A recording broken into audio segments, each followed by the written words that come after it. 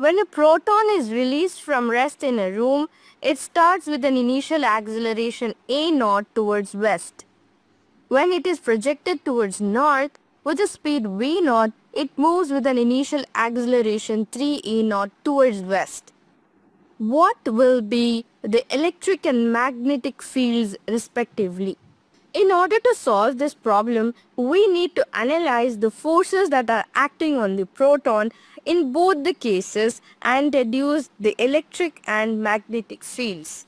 The proton experiences an acceleration a0 towards the west. The force on the proton is due to the electric field alone, and there is no magnetic force because the velocity is 0. Therefore, we have Fe vector is equal to Qe vector.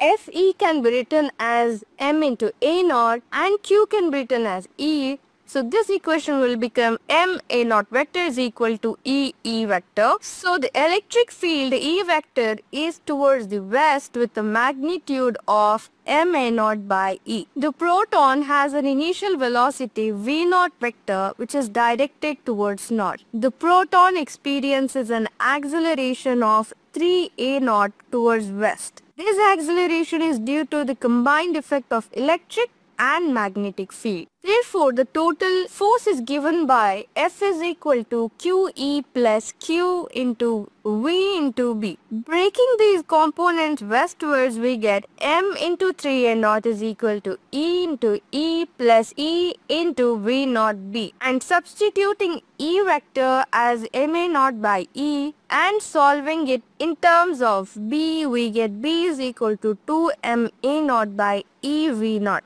The magnetic field B is perpendicular to both V naught vector towards north and the acceleration towards west. Using the right hand rule, we have B vector pointing downwards. Therefore, the electric field E vector MA naught by E is acting towards west and magnetic field B is acting downwards. Therefore, the correct answer is option A.